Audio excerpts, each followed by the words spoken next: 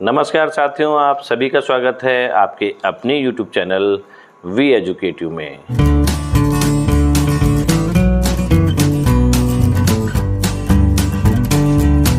साथियों, financial year 2025-26 अर्थात assessment year 2026-27 के लिए इनकम टैक्स रिटर्न को ऑनलाइन फाइल करने का ऑप्शन खुल चुके हैं। तो आज की वीडियो में हम आपको step by step new tax regime के अंतर्गत ITR 1 को फाइल करने का तरीका बताने वाले हैं। तो कृपया वीडियो को अंत तक अवश्य देखिएगा। वीडियो पसंद आए तो वीडियो को लाइक एवं शेयर अवश्य कीजिएगा तथा शिक्षा विभाग से संबंधित हमारे इस महत्वपूर्ण चैनल को सब्सक्राइब करके अवश्य रखिएगा। तो चलिए वीडियो स्टार्ट करते हैं और आपको डायरेक्ट कंप्यूटर स्क्रीन पे ले चलते हैं। फाइनेंशियल ईयर 2025-26 अर्थात असेसमेंट ईयर 2026-27 के लिए ITR 1 को ऑनलाइन फाइल करने के लिए सबसे पहले आपको अपने मोबाइल, PC, लैपटॉप या टैबलेट के गूगल क्रोम ब्राउज़र के सर्च बार में टाइप करना होगा इनकम टैक्स ऑफ इंडिया। यहाँ पर आप टाइप करेंगे तो इस प्रकार के आपको विकल्प दिखेंगे। यहाँ पर आप देख सकते हैं इनकम टैक्स डिपार्टमेंट की वेबसाइट में यदि आप क्लिक करेंगे तो इस प्रकार का इंटरफेस आपके सामने आएगा। सबसे दाईं तरफ आपको लॉगिन का ऑप्शन दिख जाता है, उसमें आपको क्लिक कर देना है। जैसे आप लॉगिन के ऑप्शन में क्लिक करते हैं, यहाँ पर जो भी फॉर्मेलिटीज़ हैं उनको आपको पूरा करना है। यूज़र ID पासवर्ड ये पूछता है, तो आपको अपना पेन नंबर यहाँ पर यूज़र ID के रूप में लिख देना है।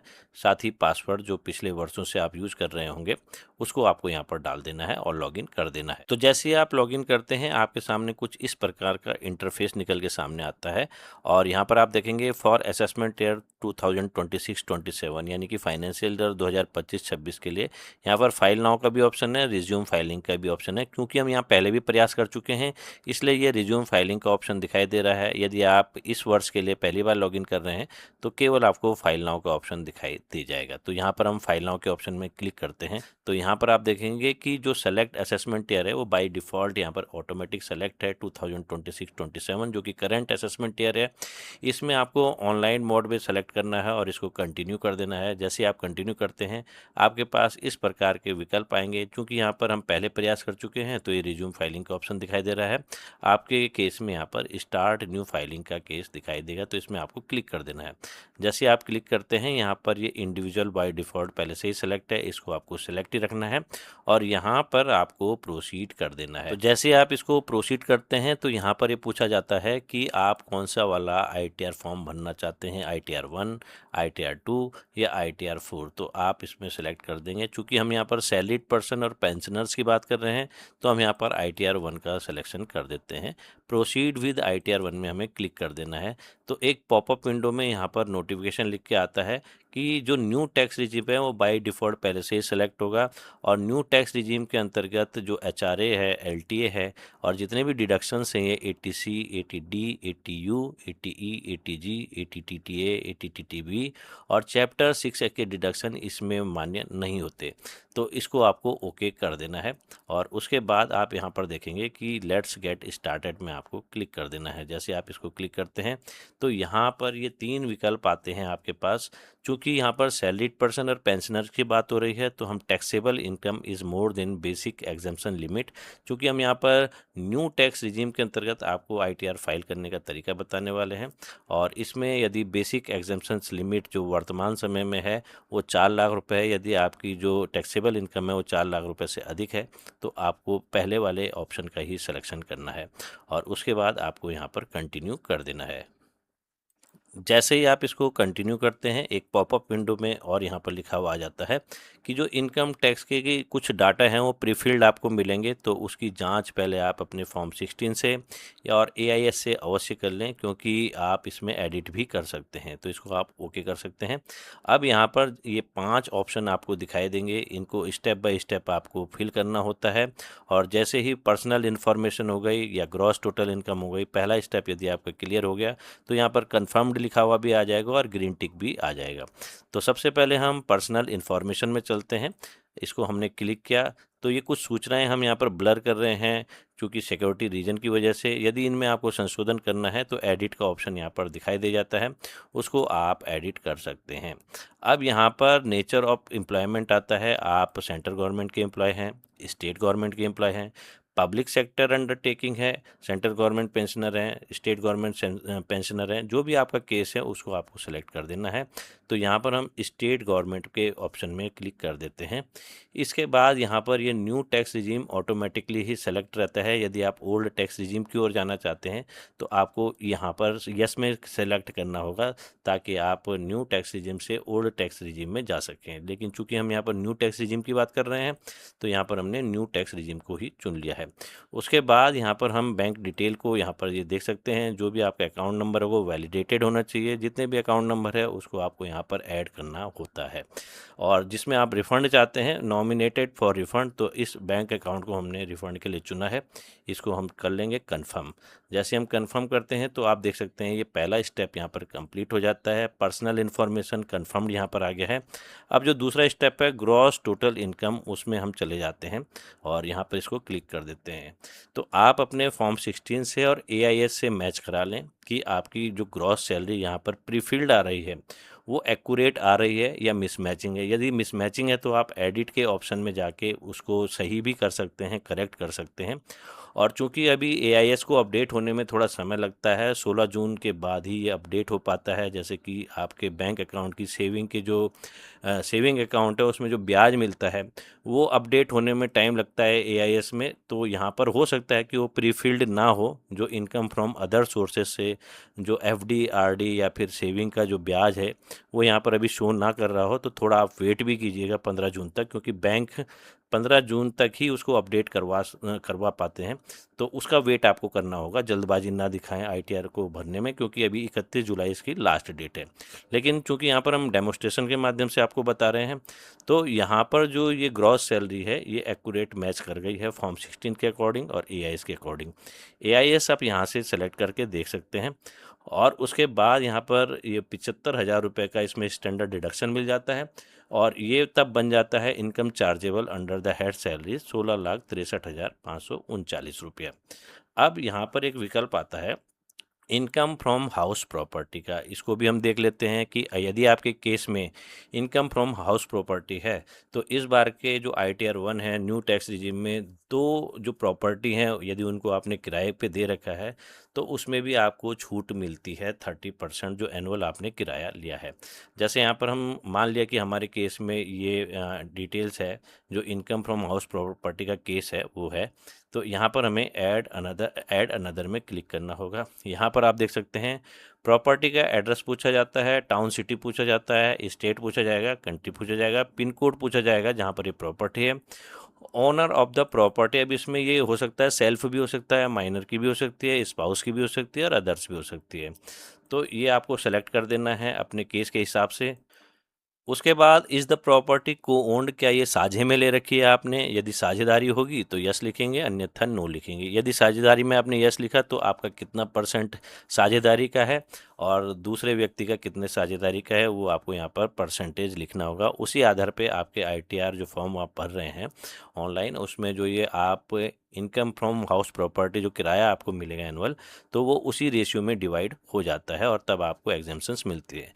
अब यहाँ पर टाइप ऑफ हाउस प्रॉपर्टी, यदि टाइप ऑफ हाउस प्रॉपर्टी में आप देखेंगे यदि आप सेल्फ ऑक्यूपाइड करते हैं तो ये नीचे के ऑप्शन यहाँ पर हट जाते हैं। साथ ही साथ यदि सेल्फ ऑक्यूपाइड के केस में इस प्रॉपर्टी पे आप स्वयं ले रहे हैं और इसमें इस केस में यदि आपने होम लोन ले रखा है इस प्रॉपर्टी के अगेंस्ट, तो न्यू टैक्स रिजिम में इस केस में आपको कोई छूट नहीं मिलती है जो इंटरेस्ट आप पे कर रहे हैं होम लोन का। लेकिन यदि आपने इस प्रॉपर्टी के अगेंस्ट होम लोन ले रखा है और इसको आपने किराए पे दे रखा है तो आप लेट आउट का चयन करेंगे। तो यहाँ पर ये देख सकते हैं आप ग्रॉस रेंट रिसीव्ड, यहाँ पर ये कितना आपको किराया मिला सालाना, the amount of rent which can not be realise यहाँ पर आपको लिखना है। Tax paid to local authorities, यदि आपने जैसे नगर पालिका, नगर पंचायत, नगर निगम इनको कुछ टैक्स अदा किया है इस प्रॉपर्टी का तो वो ये यहाँ पर आपको लिखना पड़ेगा। तो 30% का ये टोटल अमाउंट में आपको छूट मिल जाती है। अब जैसे हमने पहले भी बताया कि इंटरेस्ट ऑन बोरोड कैपिटल, यदि इस प्रॉपर्टी के अगेंस्ट आपने लोन लिया है और ये प्रॉपर्टी आपने किराए पे दे रखी है तो उस कंडीशन में यहाँ पर आप देख सकते हैं इंटरेस्ट ऑन बोरोड कैपिटल में do you want to more breakup, तो यहाँ पर आपको क्लिक कर देना है और क्लिक करने के बाद आपको यहाँ पर लोन टेकन फ्रॉम, यहाँ पर आपको ये डिटेल्स भरनी होती है कि बैंक से लिया है या अदर देन बैंक से लिया है। उसके बाद नेम ऑफ़ द बैंक यहाँ पर आपको भरना है। उसके बाद loan account number of the bank या इंस्टीट्यूशन जहाँ से भी आपने लोन लिया है, इस लोन को सैंक्शन की डेट क्या थी, टोटल अमाउंट ऑफ लोन कितना था, अब ये लोन कितना बचा है और इंटरेस्ट इस वित्तीय वर्ष के लिए आपने कितना अदा किया है, तो वो आपको भरना पड़ेगा और उसके आधार पे ही आपको टैक्स में छूट मिलती है। लेकिन चूंकि हमारे केस में ये होम लोन का केस नहीं है तो हम इसको डिलीट कर देते हैं। तो ये हो गया डिलीट। और ये वाला जो हमने बताया आपको detail of income from house property, ये भी हमारे केस में नहीं है, तो हम इसको भी स्किप कर देते हैं, बैक आ जाते हैं। तो ये आप समझ सकते हैं कि ये इनकम फ्रॉम अदर सोर्सेज, यहाँ पर पहले तो ये हाउस प्रॉपर्टी का है, income from house property detail आपने भरनी है, और नहीं है तो आप इसको स्किप कर सकते हैं। इसके अलावा इनकम फ्रॉम अदर सोर्सेज, तो इनकम फ्रॉम अदर सोर्सेज में हम क्लिक करते हैं तो यहाँ पर प्री फिल्ड आ जाता है पहले से ही, लेकिन अभी तक यहाँ पर प्री फिल्ड नहीं आया है। इसका मतलब बैंक के जरिए एआईएस अभी अपडेट नहीं हुआ है, क्योंकि आपका सेविंग अकाउंट भी होगा तो ऑब्वियसली उसमें कुछ ना कुछ तो ब्याज आपको एक वित्तीय वर्ष में मिलता होगा, तो वो यहाँ शो होना चाहिए। इसीलिए हम बार बार कह रहे हैं कि आप थोड़ा वेट कीजिए। और यदि आप करना भी चाहते हैं, इसको भरना चाहते हैं, तो अपना बैंक स्टेटमेंट देखिए, बैंक से लीजिए और यहाँ पर एडिट करके आप उस ऑप्शन को भर सकते हैं। फिर ऐड अनदर में जाके भी आप भर सकते हैं। तो हमारे केस में अभी ये शो नहीं हो रहा है, तो हम इसमें जल्दबाजी नहीं दिखाएंगे, अभी थोड़ा वेट करेंगे। 15 जून तक एआईएस को अपडेट होने में टाइम लगेगा, लेकिन डेमोस्ट्रेशन के माध्यम से हम आपको ये बता रहे हैं कि आप इसको किस प्रकार से फाइल करेंगे आईटीआर को। तो यहाँ पर अभी फ़िलहाल हम इसको स्किप कर देते हैं। यहाँ पर ये ऑल लिखा हुआ आता, प्रीफिल्ड आता, तो हम इसको सेव भी कर देते हैं। तो मान के चलिए अभी ये जीरो ही है और ये कुछ ना कुछ राशि ज़रूर होगी वैसे। अब इसके बाद चाहे इसमें आपको इनकम टैक्स का रिफ़ंड मिला हो, तो रिफ़ंड की जो राशि मिलती है वो थोड़ा लेट से भी मिली होगी, तो ब्याज समेत मिलती है, तो उस ब्याज की राशि भी आपकी ग्रॉस सैलरी में जुड़ती है, जो कि इनकम फ्रॉम अदर सोर्सेज कहलाता है। एफडी आरडी का ब्याज भी इसी में आएगा और सेविंग अकाउंट का ब्याज भी इसी में आता है, लेकिन ये अभी अपडेट नहीं हुआ है, तो हम थोड़ा वेट भी करेंगे इसमें। अब यहाँ पर आप देखेंगे exempt income for reporting purpose and income on which no tax is payable, इसमें हम क्लिक करते हैं। अब यहाँ पर आप देखेंगे इसमें ऐड अनदर, यहाँ पर हमने क्लिक किया जैसे तो कैटेगरी आ जाती है। अब एक एग्जेम्प्ट इनकम में आपको जैसे एग्रीकल्चर इनकम भी है, उसमें 5,000 रुपये वार्षिक तक की छूट है। इसके अलावा यदि आपकी एलआईसी मैच्योर्ड हुई है, पीपीएफ मैच्योर्ड हुआ है, सुकन्या समृद्धि योजना मैच्योर्ड हुई है और उसकी अमाउंट आपको मिली है, उसको भी छूट के दायरे में आती है। एनपीएस के तहत कुछ राशि आपको मिली है, वो भी छूट के दायरे में आती है। तो यहाँ पर आप कैटेगरी का चयन कर लेते हैं। मान लिया कि हमारे केस में एलआईसी हमारी मैच्योर्ड हुई है, तो हमने यहाँ पर इसको क्लिक किया। तो पिछले वर्ष तक ये सब कैटेगरी नहीं होती थी, लेकिन इस बार इन्होंने सब कैटेगरी भी रखी है। पहले हम यहाँ पर केवल कैटेगरी लिखते थे और अमाउंट लिखते थे, लेकिन यहाँ आप सब कैटेगरी आ गई है, तो सब कैटेगरी का भी आपको यहाँ पर सिलेक्शन करना होगा। जैसे any sum received under a life insurance policy including the sum allocated by way of bonus on which policy except sum as mentioned in sub class ए। तो यहाँ पर आप इसको सिलेक्शन कर देंगे और जितना अमाउंट आपको मिला है, जो बोनस समेत मिला है, उसको यहाँ पर आपको मेंशन करना होगा और सेव करना होगा। तो इसके आपको एग्जेम्प्ट मिल जाएगी, एग्जेम्प्ट इनकम में आ जाएगी। तो इसको कई लोग भरना भूल जाते हैं, लेकिन इसको भरना आपको अवश्य है। यदि आपके केस में पीपीएफ हो गया, एलआईसी हो गया, सुकन्या समृद्धि योजना हो गया, या फिर एनपीएस के थ्रू आपको कुछ पैसा मिला है, तो ये सारी चीज़ें इसमें आ जाती है। तो फिलहाल हमारे केस में ये मैच्योर्ड नहीं हुई है, तो हम इसको बैक चले जाते हैं। और लास्ट में यहाँ पर देखिए C3A में long term capital gain under section 112A not chargeable to income tax, ये ऑप्शन ये भी आ जाता है। तो यदि आपने कोई शेयर होल्डिंग पे रखे हैं जो 1 वर्ष या उससे अधिक रखे थे और उनको आपने बेच दिया है, तो ऐसी कंडीशन में आपको यदि 1,25,000 रुपये तक का जो कैपिटल गेन हुआ है या फ़ायदा हुआ है उसको बोल सकते हैं, तो वो यहाँ पर पूरा का पूरा माइनस हो सकता है। 1,25,000 रुपये तक की आपको छूट मिल सकती है। म्यूचुअल फंड हो गया या फिर ये शेयर्स हो गए जो कि लॉन्ग टर्म्स यानी 1 साल से ज़्यादा आपने होल्ड करके रखे हों, और ये इक्विटी के अंतर्गत ही आएगा। इसमें शेयर में जो छूट मिल रही है आपको लॉन्ग टर्म कैपिटल गेन में, जैसे हमने यहाँ पर क्लिक किया तो यहाँ पर इस प्रकार से ऑप्शन खुलेगा। टोटल सेल कंसिडरेशन, मान लिया कि आपने जो ये शेयर्स होल्ड किए थे 1 साल या उससे अधिक, वो मान लिया कि 5 लाख रुपए के आपने बेचे हैं, तो हम यहाँ पर 5 लाख लिख देते हैं। और मान लिया कि हमने इसको 4 लाख में ख़रीदा था, तो हम यहाँ पर 4 लाख लिख देते हैं। तो यहाँ पर आप देख सकते हैं लॉन्ग टर्म कैपिटल गेन आपका हुआ है 1 लाख, तो इसकी पूरी आपको छूट मिल जाएगी। अगर ये 3,75,000 में भी बेचा होता तो 1,25,000 यहाँ पर आ जाता। 3,75,000 में यदि खरीदा होता और 5 लाख में बेचा होता तो 1,25,000 की आपको पूरी छूट मिल जाती। तो इस प्रकार से आप इसको भर सकते हैं। लेकिन अगर आपका लॉन्ग टर्म कैपिटल गेन 1,25,000 रुपये से 1 रुपये भी अधिक है, तब आप फॉर्म जो ये ITR 1 का फॉर्म नहीं भर सकते। तो उस कंडीशन में आपको दूसरा फॉर्म भरना होगा। लेकिन हमारे केस में अभी हमने शेयर्स ना बेचे हैं, तो इसलिए हम बैक टू समरी में चले जाते हैं। तो यहाँ पर आप देख सकते हैं कि ये हमारी डिटेल्स है, इसको हम कंफर्म कर लेते हैं। जैसे हम कंफर्म करते हैं तो ये दूसरा ऑप्शन भी क्लियर हो जाता है। अब हम आते हैं टोटल डिडक्शंस में, जो कि आपका डिडक्शन कितना हुआ है ये देख सकते हैं। तो न्यू जो यहाँ पर ये न्यू टैक्स रिजिम है, इसमें डिडक्शंस बहुत कम मिलते हैं। तो इस 80 CCD2 जो कंट्रीब्यूशन होता है गवर्नमेंट का 14% NPS से जो कवर्ड टीचर्स हैं या फिर एम्प्लॉय हैं, उनको जो सेंट्रल गवर्नमेंट की ओर से या स्टेट गवर्नमेंट जो भी है, 14% का जो गवर्नमेंट का कंट्रीब्यूशन होता है उसकी पूरी छूट मिलती है।